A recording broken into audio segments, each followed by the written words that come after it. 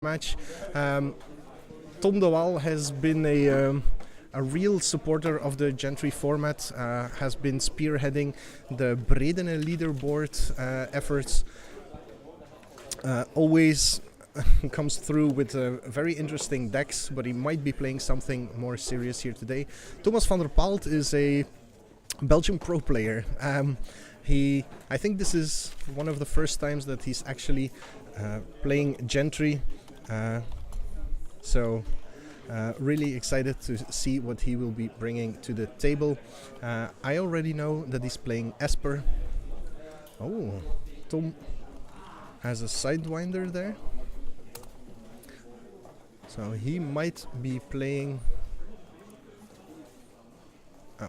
Let's fix the camera, because I hate when it does that, the focus thingy.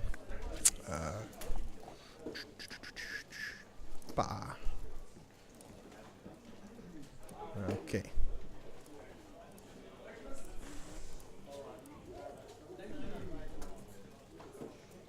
There we go. Yeah, we had the wrong serpent there. It's an insane card, that's what it looks like. Yes, it is an insane card in quite the literal form. Blue-black gifts, Cyclotron, and Vile Manifestation for Tom. So bringing something snazzy to the table. Essence Scatter from Tom, trying to stabilize the onslaught here.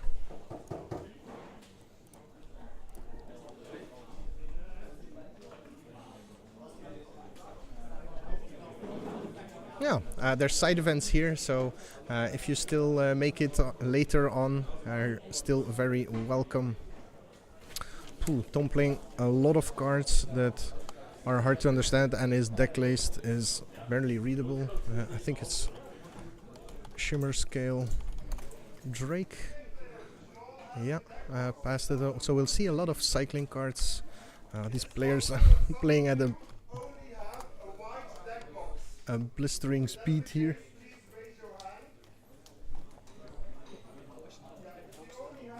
So both players firmly into the mid game. Ooh, and we have a Liliana Death's Majesty for Tom, and that doesn't get answered with Thomas. So we have an active Planeswalker on the board. Thomas does have a flying creature to put pressure back, and that Death's Majesty, which is apparently already hitting for 4. Cycled the Scorpion there, so a very clear, yeah, make a readable deck list. A very clear plan here for Tom. Lots of cycling and payoff cards for the cycling, with apparently some high-end cards. During sideboarding, I'll have the time to look at the deck list more intense. Oh, cast out. In die extra deckboxen zitten ook bonus metafoors voor iedereen. Ja.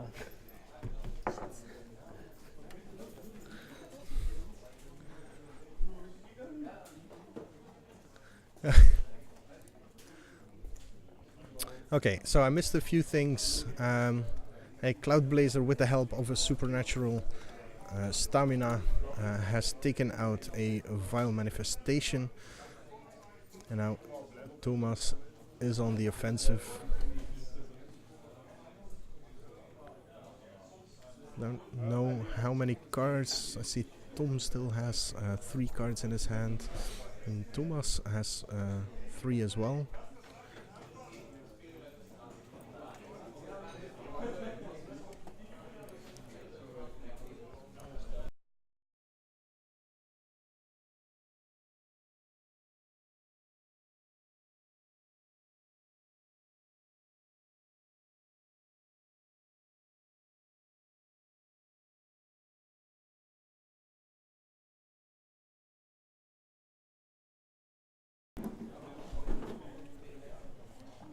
Okay, oh wait.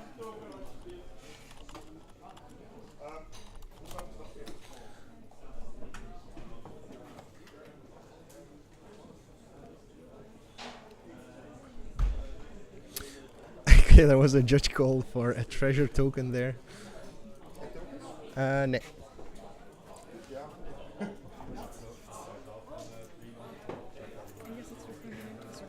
Yep. Okay, thank you.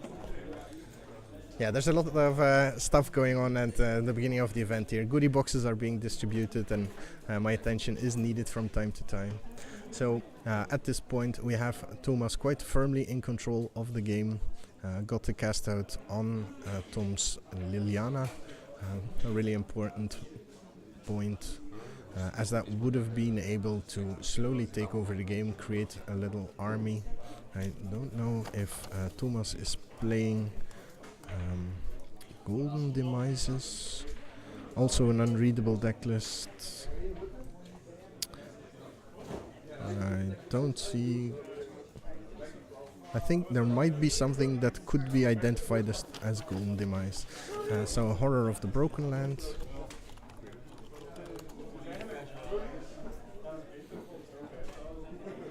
For Tom de Waal. So another beater that is quite capable of hitting through a lot of things. Ooh, and a golden demise. Just to get rid of the Cloud Blazer here. He does lose his zombie off that. Ah, no, he had a Ascent, so doesn't even lose the zombie off it. And is now signaling a pump spell of his own because yeah, the sailor had -2/-2, so that's why he chose not to block there.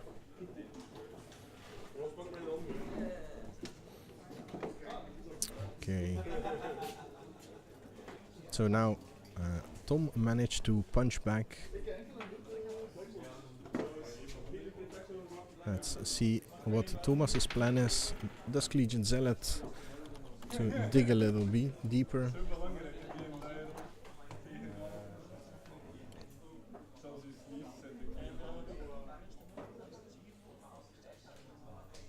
No removal yet. But again, supernatural stamina could be quite a board influencer here. Thomas chump blocking with the Zealot, no stamina. So he is just digging.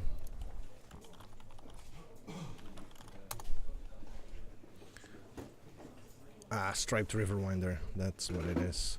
So 5/5 hexproof, quite a sturdy little fella against the control decks that are usually playing more removal and less counter spells in Gentry.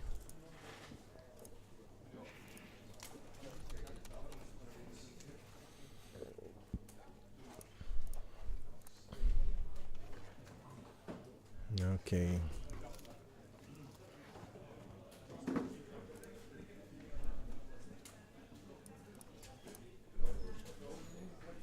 Another Sailor of Moons, so this is just postponing and supplying chump blockers for Thomas here.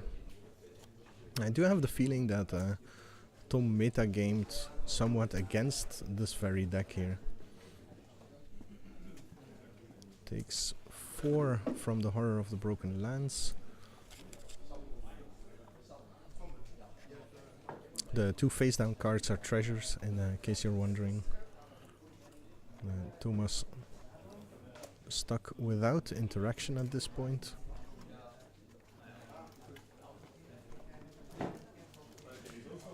Chump blocks and a fatal push on. Oh no! A fatal push! This is Sparta, where is it? Wait. I need to learn my button again.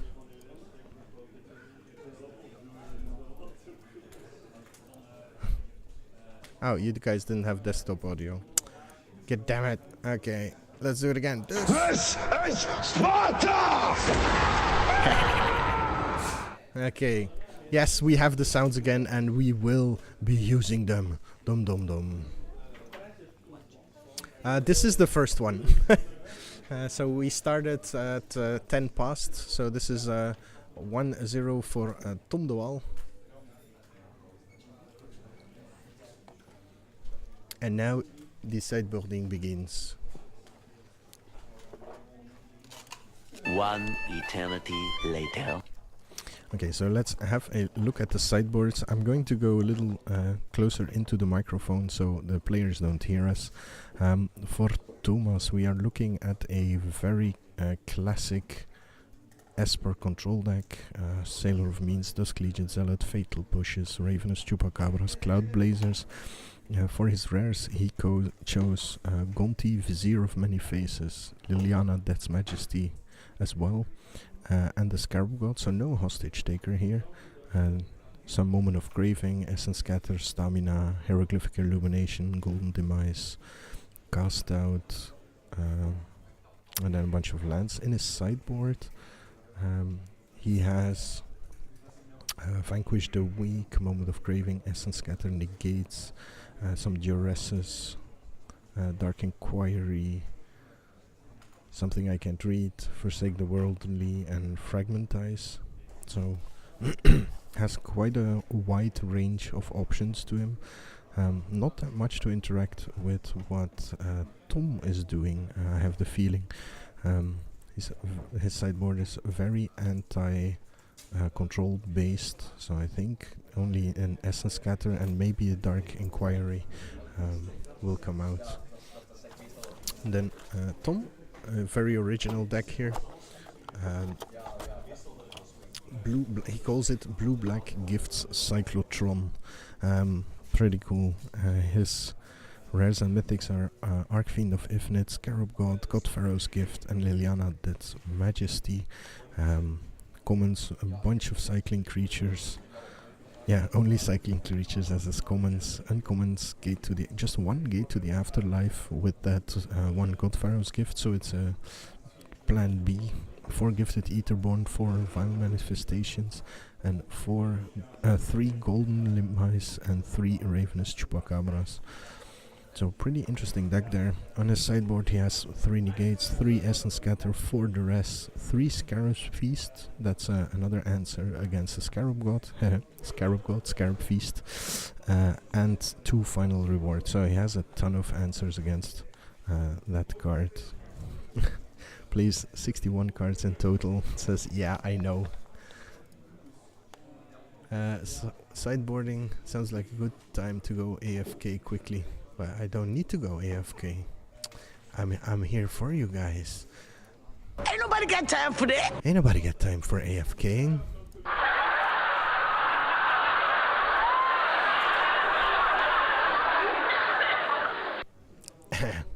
Okay. I hope the players are about ready with sideboarding. It is the most boring part of the match, in my humble opinion. Thomas is already shuffling up. Not sure what's going on Tom's side. Also, as usual, if you have any questions, remarks for the stream, just put it in the chat. Volume too loud, volume too low, whatever. Just let us know. It's important to deliver the best possible service to you guys, because we wouldn't want to fail.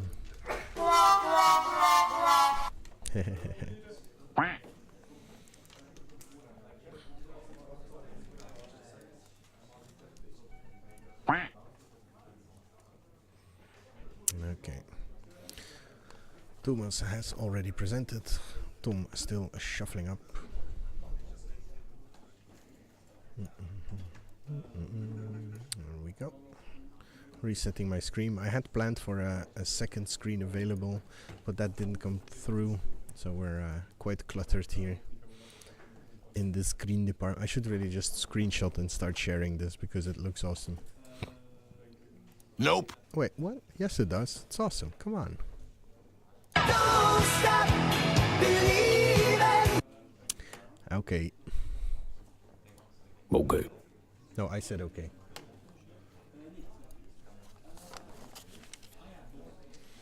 Okay, Tom de Waal versus Thomas van der Paalt. Game 2. Game 1 was won by Tom, who kept putting on large enough creatures and pressure to go around some of the more popular removal and interaction that the control decks have. So it looks like he has meta-gamed into the Esper control decks pretty firmly here. It's not really a surprise. Tom is known for deck building. I think his personal goal is to never play the same deck twice at a leaderboard event. And he has a very good grip on the format. He's a decent deck builder, knows what's going on. So if he decides to dedicate some time to building a proper deck, it's going to be scary. Attacks with his 0-4. Oh, but cycles 1 damage.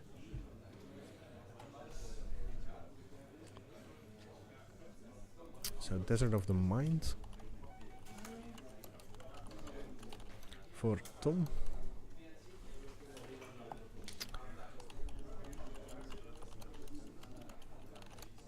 And we have Ravenous Chupacabra to take it out.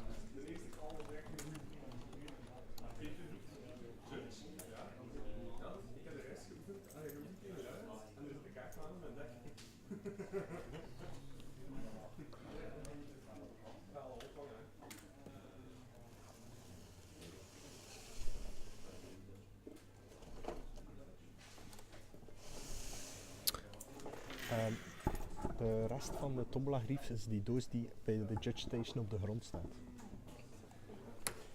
Daar zit er ook grief tussen. Oké, Liliana for Thomas this time around. So trading and the Liliana for Tom de Waal. Liliana Death's Majesty, twofold on the table, churning out a bunch of zombies from here on out. There's more interaction for Tom with all his cycling and the Gate to Afterlife, but Thomas, as we see here, got lucky and got the embalmable Vizier of Many Faces. I think it's one of the few cards that have graveyard interaction in his deck, so that's pretty lucky for him.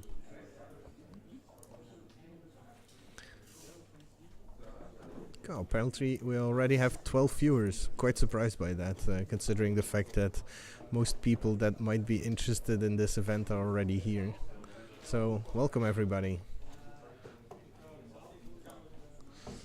Okay, let's see the match progress further. Who will win the Battle of the Lilianas?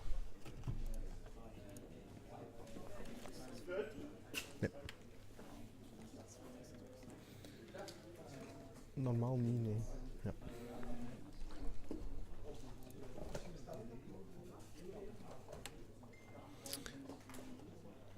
So we have a judge call.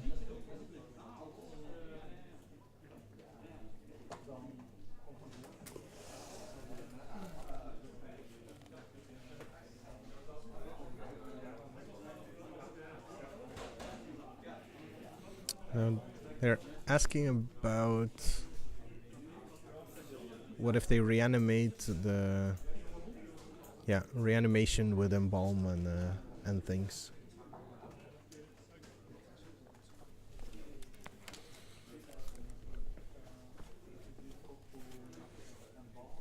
So actually embalms the Sphinx.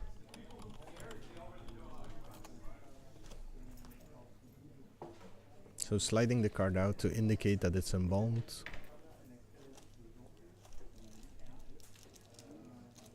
Makes a copy of a Chupacabra, kills the zombie, and then brings the Chupacabra back with the Liliana to kill the other one, and now is attacking the Liliana of Tom.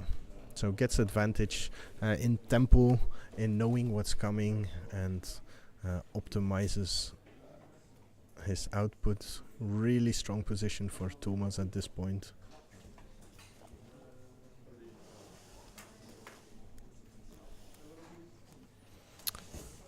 I think that was a final reward to get rid of the Vizier.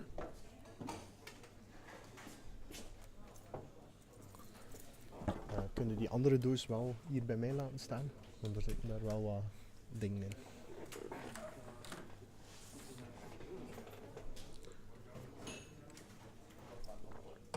Daar. Oké. For a second there, I thought Tom had already scooped them up. But no, we're still in game 2. Guessing the face down card is another zombie. Thomas firmly on the offensive right now.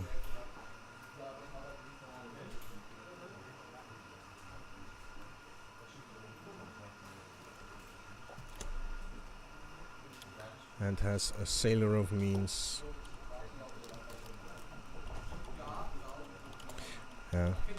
Since most of the good sweepers are rare in this format, you can more securely overload the entire board with creatures, the way we saw Thomas doing.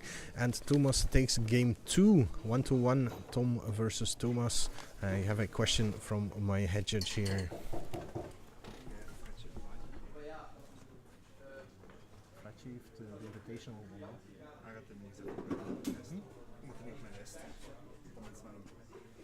Ah, dat was enkel de leaderboard, ja, juist. A little misunderstanding about who gets buys apparently. 1-1 between Tom de Waal and Thomas van der Paalt at this point.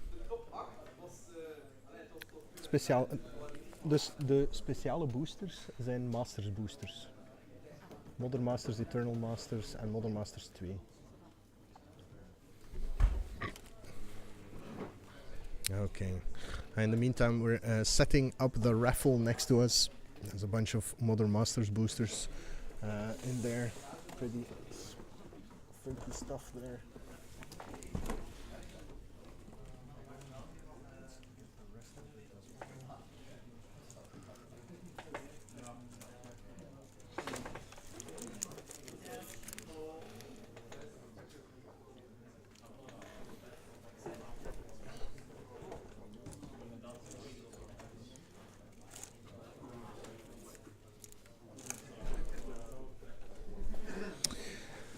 Who's the head judge today? So, a little update on the event since our players aren't sideboarding.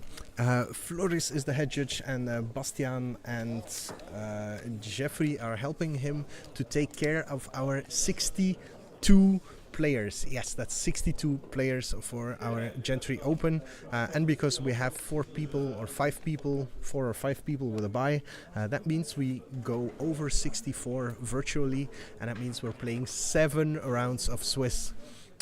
Pretty cool. So 7 rounds of unadulterated, awesome entertainment for you guys. How cool are we?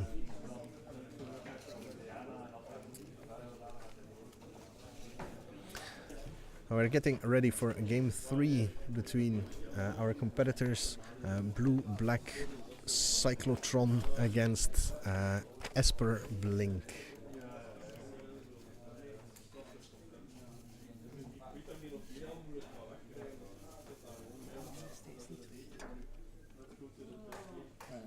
For the deck list, I think I sent all of the needed ones to Jeffrey. Which one? Ik heb er... Of enkele tijd is er doorgekomen. Ah, okay. Yeah, I'll figure it out later on. Don't worry. 7 rounds means I don't have to arrive too early for side events. Actually, that's side events the entire afternoon. So there might be side events firing at any minute if we have the players to fill it. That's 2 people for a head-to-head sealed, 4 people for a Gentry round robin, 8 people for a draft, and then of course together with the top 8 there's gonna be a Khans draft with Russian Khans prizes. All the awesome stuff.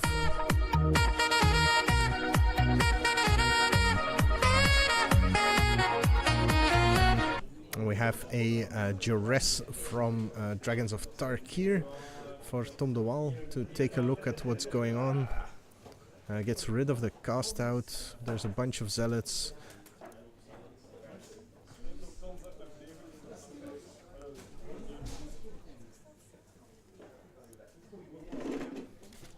Okay, a bunch of zealots for Thomas and get a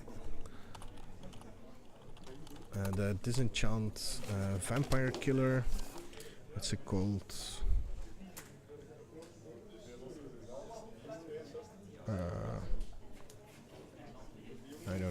whatever. We'll see it when it happens.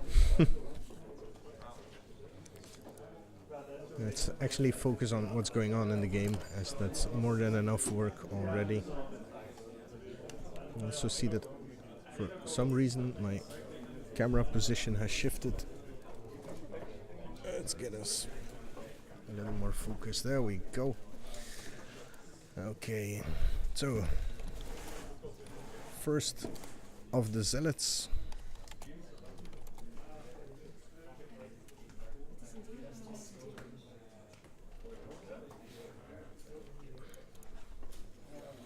And a vile manifestation for Tom. That's not a vampire, so it can be hit by the light. But there's going to be a lot of little chump blockers for Thomas coming in. And there we have number 3. So that's the 3 we knew were in his hand.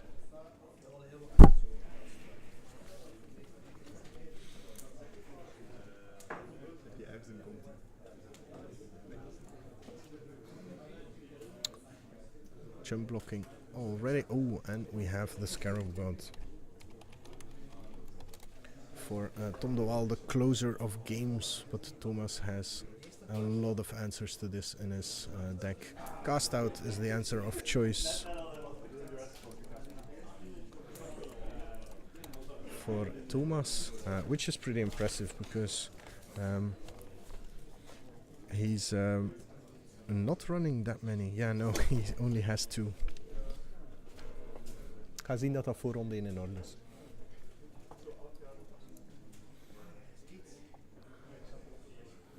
Okay, and we have a Shimmer Scale for Shimmer Scale Drake for Tom as well, as he is planning on getting onto the offensive.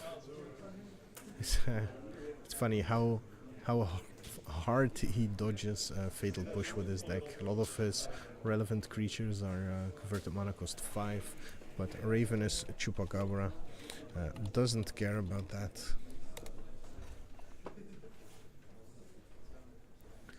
It's just a mean dog that eats everything. Finish him! Nom, nom, nom, nom.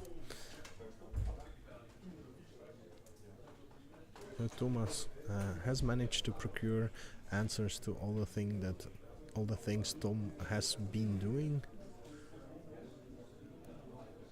But is it now time to start pushing through? Not sure how much power that Vile Manifestation has. Thomas chose not to block. That's a cycle with the Desert of the Mind. And that's all she wrote. Cycles Forsake the Worldly by Thomas. Anticipating the God Pharaoh's Gift there, with keeping that in his deck.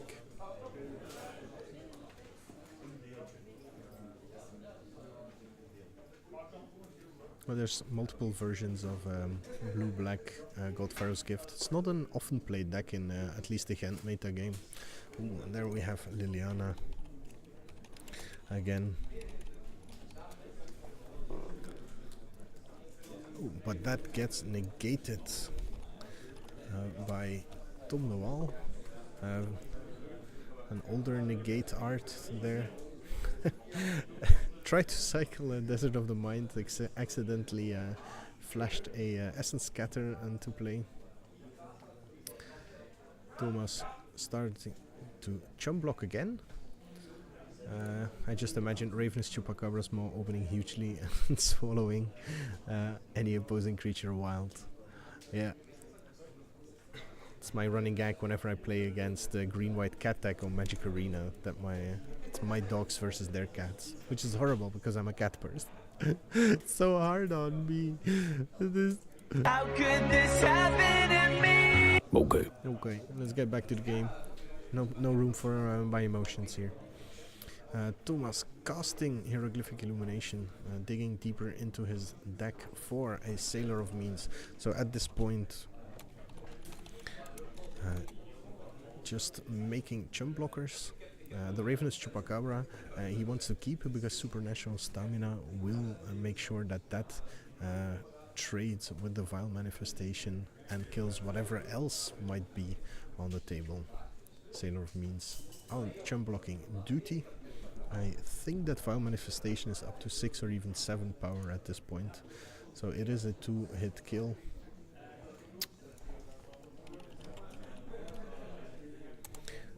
Dark Inquiry from Thomas sees 2 S scatters and 2 Shimmer Scale Drakes. Interesting.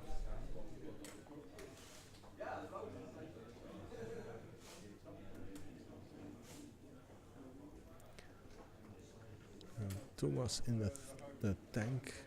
I see a final reward hiding in Thomas's hand, so that's going to be impressive. Mijn dochter keurt je sound effect. I have a lot of them still coming. Wow. My awesome side effects. Here comes the money. Here we go. Okay. But I have to learn not to spam them too much. It annoys people. Okay, bye bye Summer, see you later. So we have an 8 power Vile Manifestation already. They just counted the cycling cards in the graveyard.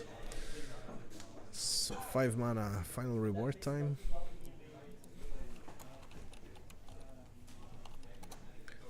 Thomas would probably have preferred to keep that for something more critical, and we have a Shimmer Scale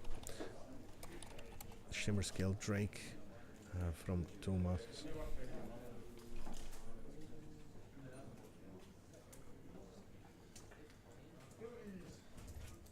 Nee.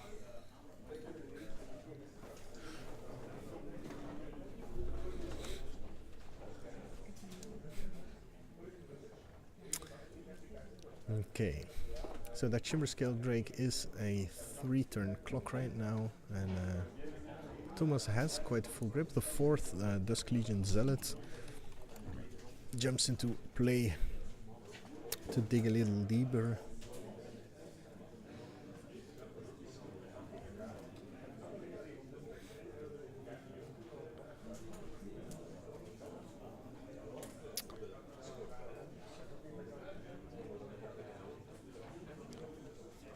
Wait, I think I missed some damage there. And Thomas poised to lose the game here. Tom should probably not block at all, since Supernatural Stamina lets Thomas dig deeper. But we already have a Cloud Blazer in his hand, so that could be the next jump blocker.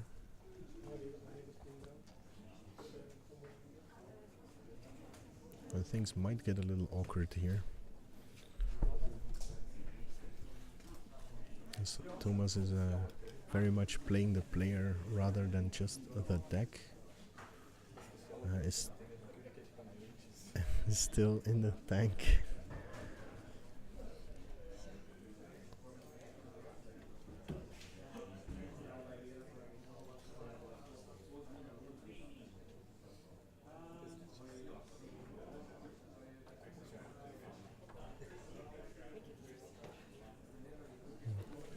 So we're still in this combat step.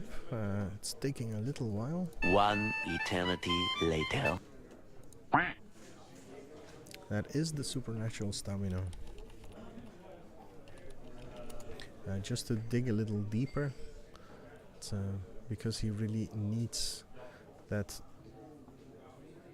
extra card, I guess. Oh, but draws 2 lands, and that is game, set, and match in favor of Tom de Waal. Takes it 2-1 in a very nice and interactive game. So take heed of Tom's deck, because it looks like it is set up completely to beat this Esper Blink deck.